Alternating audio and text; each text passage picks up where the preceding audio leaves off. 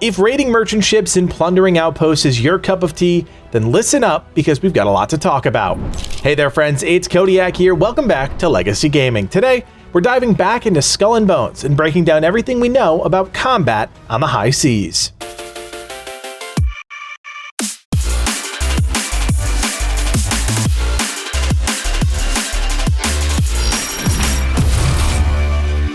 So let's just jump in and address the elephant in the room. Skull and Bones has caused quite a stir since the game was re-revealed. Fans of Assassin's Creed Black Flag, and let's be honest, anyone hoping for a AAA pirate title, were just looking for more. What do I mean by more? Well, a lot more control over things like raids on outposts, boarding, and of course, pirate-on-pirate combat. As far as we can tell, Ubisoft is leaning heavy on automation powering some of those systems, and that really does seem to have taken the wind out of a lot of people's sails, pun intended.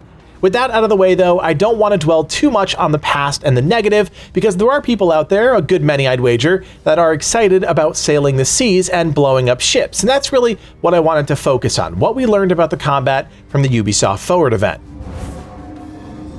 To get a base understanding of the capacity for combat in Skull and Bones, we first have to look at what drives the system and the prep work that really underlines the entire experience.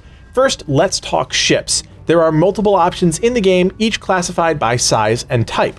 For example, we got to see the Brigantine, a medium-sized navigation ship, in action quite a bit during the 30-minute gameplay demo. Depending on the size and type of the ship, you'll notice that different aspects of the ship's performance are affected, such as cargo size, top speed, gun ports, and hull. Not a lot of mystery here. Cargo size determines how much loot you can have. Top speed, well, that's pretty self-explanatory. Hull has to do with your ship's defense, and gun ports, well, this one actually gave me a second of pause. It's not entirely clear exactly how the gun port stat impacts the overall firepower, because we saw two ships that could be outfitted in a similar way. There wasn't really any limitations on what armaments could go where based on those ship types, so this one is still a bit of a mystery, but nonetheless, there's no doubt it ties into a ship's capability to do damage. If we look back at the info panel, we'll also see a few other things, like some bonuses. These are based off the different furniture items equipped on the ship, as well as a damage effectiveness readout, and this really is our next stop on the journey. When it comes to firepower, there seems to be no shortage of different weapons players can equip on their ship, but as you'd expect, different weapons have vastly different properties, which will hopefully allow players to set up each ship in a way that feels unique to them. If we pull up a specific weapon and really get in close with the details, we can see things aren't that complicated, but worth breaking down nonetheless. Each weapon has a size classification, just like ships do. Whether or not medium weapons need to be used on medium ships is yet to be determined until we see other size classifications of said ships. Below that, we have 3 meters for firepower, which indicates the power of a weapon, max range, self-explanatory, and reload speed, again, pretty self-explanatory.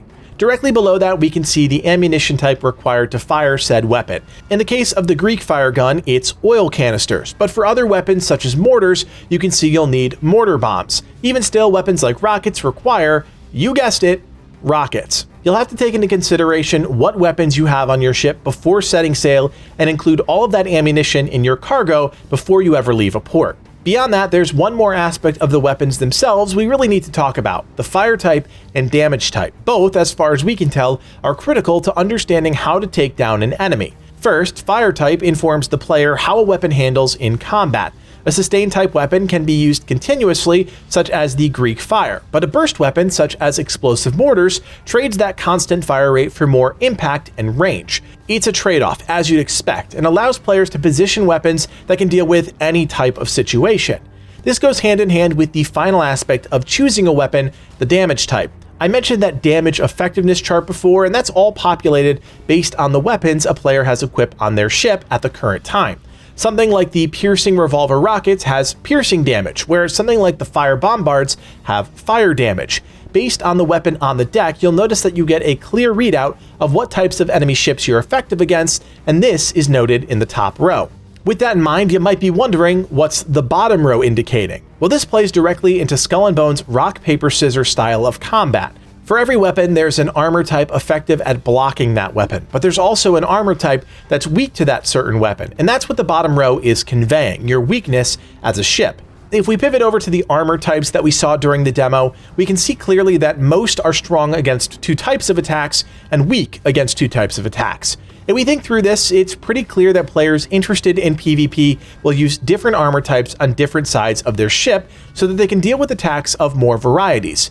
This might not matter so much in PvE, but it'll definitely be the case when players confront players. This all might seem like a lot, but really what it comes down to is this: choosing a weapon for each of the slots available on your ship, understanding the weapon that you chose based on its fire rate and effective damage, and finally understanding the rock, paper, scissors philosophy so that you can effectively choose your armor based on the situations that you might find yourself in.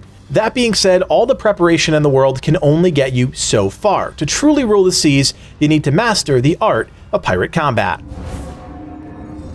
Out on the open ocean, things are less about stats, more about raw instinct, but at the core of the combat is understanding your ship's capabilities. Depending on the weapons that you have equipped, how you engage in combat will vary. When engaging with an enemy, you first need to choose which weapons you want to attack with. You can clearly see that based on your button inputs, the camera swings to that part of the ship, and the weapons that equipped become active. This allows players to quickly pivot from front to back, left to right with just some simple commands. You also have a dedicated button to engage your auxiliary weapon, the one situated in the middle of your deck. Based on how much ammo you have stored in your cargo and the fire rate of the particular weapon in question, you'll be able to attack continuously, dictated by the fire rate, of course. This simple formula might not seem all too complicated, but when you consider you still have to maneuver, dodge, and position yourself effectively on top of actually engaging in the combat, well then, you've got a pretty intricate system for fighting. Any more complex, and things might not be as accessible to the full range of players, casual to hardcore. And if there's one thing I know, it's that Ubisoft, for better or worse, will always lean towards the more casual audience.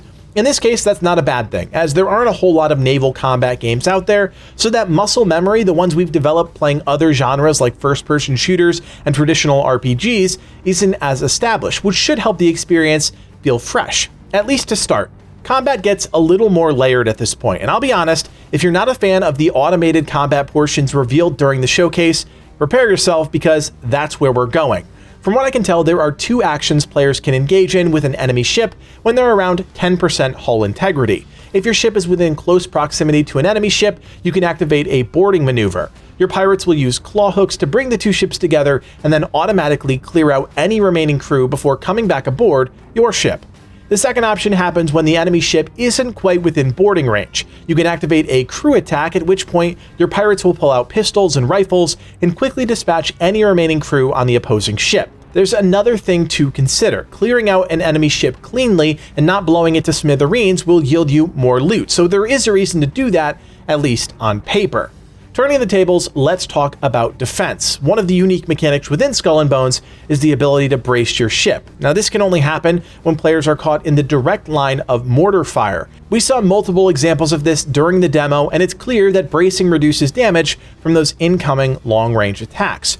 This is another important dynamic to understand, especially when you consider something like raiding an outpost. Again, this is an automated action that requires you to stay within a certain area, but also means you have to contend with towers and land-based attacks, many of which use mortar-style weapons, hence why bracing is so important.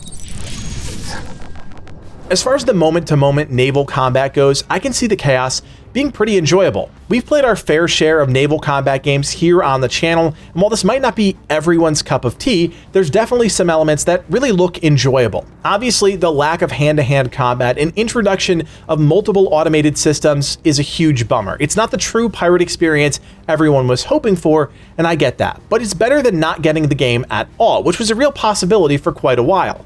As always, you hold all of the power. If you don't like what you see, don't buy it. Don't pre-order it. It's as simple as that. But for those of you that are interested in the Skull and Bones experience, hopefully now you have a better understanding of how the combat will work once the game goes live. We are still months away from the release of Skull and Bones, but if you're interested in the game and you're looking for more content in your feeds, don't forget to subscribe to the channel. We've got a busy fall lineup in the works, and we can't wait to share some of our content with you. You can also join us on Discord. We've got a great community of over 20,000 members with special sections dedicated to all the great games that we cover, so check out the link below. Enjoy today.